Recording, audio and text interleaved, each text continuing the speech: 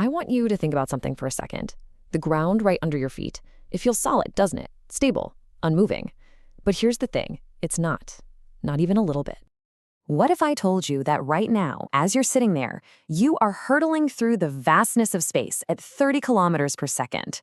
Yeah, that just sounds wrong, doesn't it? I mean, it feels completely insane. And yet, 5 centuries ago, one man bet his entire life on that insane-sounding truth. He looked up at the same stars we see, and he saw something completely different. A man who would risk everything for an idea. His name?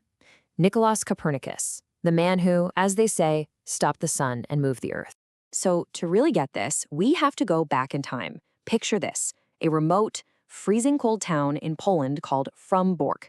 And inside this town, in a dark, red brick tower of a huge cathedral, that's where our guy, Copernicus, was living a secret double life. See, during the day, he was the picture of a responsible public servant. I mean, he was managing the church's money, acting as a doctor for the locals, even getting into the weeds of currency reform. Just a totally respectable, you could even say ordinary church administrator. But then, the sun would go down.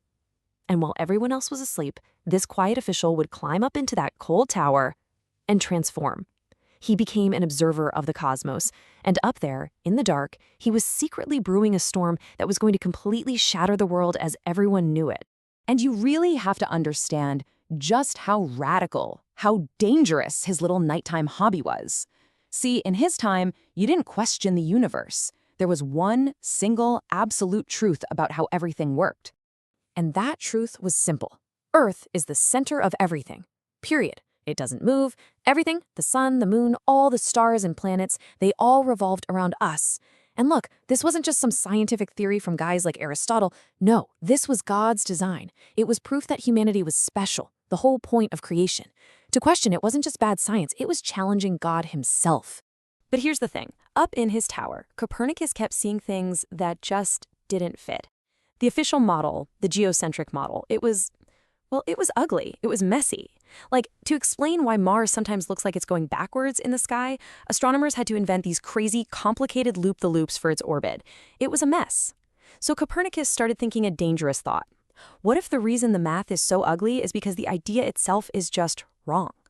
What if the problem isn't with the planets? What if the problem is us? What if we're the ones who are moving? And this is where the story gets truly mind-blowing. It's not just what he figured out, it's how he did it. Because, honestly, he was fighting completely blind. He was going into this intellectual battle basically empty-handed. So what were his high-tech scientific tools? Well, he had his own 2 eyes. He had this pretty simple wooden contraption called a triquetrum, just for measuring angles in the sky. And most importantly, he had his brain, which was brilliant at math and geometry. And that's it. That's the whole list. Notice what's missing? The one thing that would change everything, the tool that would have made this 1,000 times easier, yeah, it hadn't been invented yet. There was no telescope. Just let that sink in for a moment. He was redrawing the map of the entire cosmos without being able to see any of it up close. Everything he did with pure logic, careful observation, and just math. It's absolutely stunning. Which is why people say his work is more than just science. It is, and I quote, nothing short of a miracle of human intellect. And they're not wrong. So after all this painstaking work, literally decades of it, feeling his way through the dark from that lonely tower, he finally put it all together. He built his new universe. Yeah, that's right. 30 years. Think about that. 3 decades of staring at the sky, night after night, crunching the numbers over and over, and it all led to one single, world-changing conclusion. His new model, the heliocentric model. And what did it do? Well, it kicked our sacred Earth right off its throne at the center of the universe, demoted it, said it was just another planet, like Mars or Venus. And in its place, he put the sun. Suddenly, everything made sense. The weird backward motion of Mars, explained. The messy orbits, gone. It was simple, it was elegant, and it worked. But you have to understand, this was so much more than just rearranging the furniture of the solar system. This was a devastating blow to the human ego.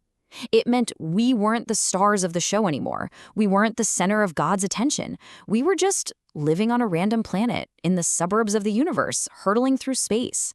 It was a beautiful idea, sure, but it was also absolutely terrifying. And because it was so terrifying, because he knew how world-shattering this idea was, Copernicus did something pretty incredible. He hid it for decades. Why would he do that?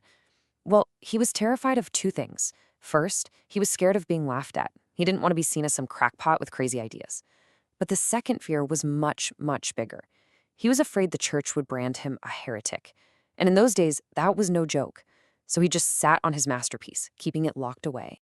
It wasn't until he was an old man, right at the end of his life, that some of his younger friends finally convinced him. They said, "You have to publish this." So he agreed. And the story goes that on the very day he died, May 24th, 1543, the first printed copy of his book, On the Revolutions of the Heavenly Spheres, was rushed to his deathbed. They say he touched the cover, and then he was gone.